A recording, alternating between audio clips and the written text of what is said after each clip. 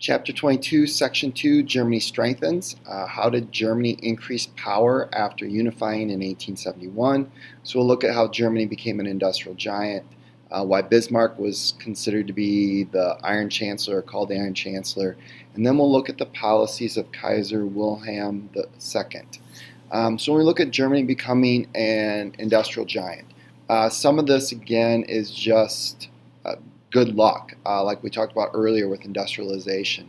They had lots of coal and iron, so they had all the resources that they needed to be able to industrialize. Now, on top of that, we're going to see that they're going to have some social and political elements that are going to help this happen as well. So, for example, one thing is they have a workforce that is very disciplined and well educated. They also have a middle class that is going to create a productive and efficient society, but that middle class really values responsibility and doing your duty or following the leader. So when the government wants you to industrialize, German people are going to do the responsible thing, and they're going to follow the leadership of their country, and they're going to go full force into creating an industrial giant. The other thing they have is a very fast-growing population. So if you look at this map and you see the areas where most of the population growth is happening, it's going to be in the two places we're talking about this chapter, Germany and Italy. They're the ones that are having a much bigger increase from 1820 to 1900. The other thing is they're building upon the success of earlier industries. So you have, for example, the House of Krupp, who had built a big steel empire. Thyssen is another guy that's building a huge steel empire. They had already built lots of railroads, so they kind of have the foundation that they can build the rest of their industrial growth on. The other thing is they value research and development. They're trying to create new synthetic materials, whether it be chemicals or dyes, but they bring researchers in to deal with technological problems they're having in their factories. So they're really doing a lot of hard work to try and make sure that they're developing and creating all the things that they need to. And when you look at the German government's going to create an economic system where they go to one kind of money. They make it so banking works much better, and so you're going to have that free flow of money that you need for the investment to be able to help build these things up. So for the Iron Chancellor, it's a little bit like we already talked about. His blood and iron speech. The fact that he's going to use military and he's going to use industry, that's part of it. But when you see his actions, you can really start to see why he's known as the Iron Chancellor. That he's going to face his enemies, and he's going to face them pretty toughly. So the two big enemies he sees at that time are the church and the socialists, and pretty much for the same reason. He thinks that they're not going to be loyal to the German government, that their loyalties lie elsewhere. And that's really the problem he has with the Roman Catholic Church. He believes Roman Catholics are going to be loyal to the Pope first, Germany second, and he's not really very cool with that. So when you look at the laws that get passed, they're going to watch over what's being taught at Catholic schools, and that it's going to give the German government the power to appoint priests so that they can kind of control who gets appointed to be priests, and then they can kind of control the message that's being given on Sunday and weaken that tie to the Pope in Rome.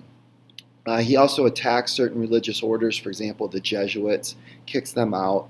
And the other thing that he does is marriage is removed from the church and the government is put in charge of it, the civil authority. So they're focusing more on the civil contract piece of marriage versus the religious element of marriage. And so by doing that, again, he's kind of weakening the power of the church.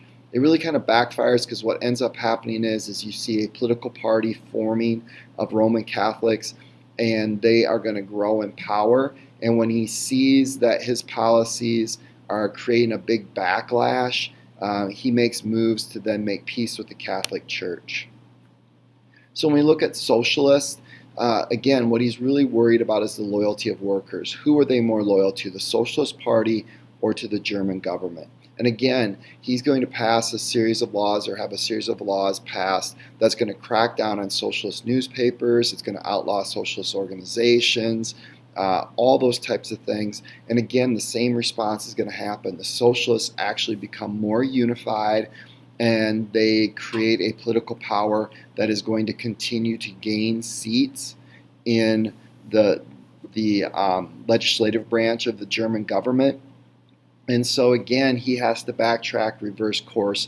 So then what he decides to do is start passing laws that are going to support workers. So for example, injury insurance, retirement insurance, disability insurance. So all of those types of things where he can support those workers, and what he's hoping to do is pull their loyalty from the Socialist Party to the German government, which he isn't totally successful. The socialists remain in the Socialist Party, but what it does do is it makes it so rather than have a violent overthrow, the socialists are going to work through the political system as is and show that there can be some kind of peaceful coexistence here. So when you look at Kaiser William II, one of the first things he does is get rid of Otto von Bismarck, because as he says, there can only be one master in the Reich. And so he believes that Otto von Bismarck is a rival and could potentially weaken his position, so he wants to get rid of that. He's going to really address two things. One is social welfare, and he's going to do that by providing cheap transportation and electricity to the German people. He's also going to invest in good public schools so that all German people have access to that. And for the military, he's going to build up his navy, and he's going to gain colonies around the world so that Germany can kind of emerge as one of the big major players. This is also going to push the world closer to World War I. And so his policies are really going to kind of amp things up, because other countries in Europe are going to build up their military in response to what Kaiser Wilhelm II is doing. But they're also going to get into this race for more colonies, and that's just going to lead to more tension.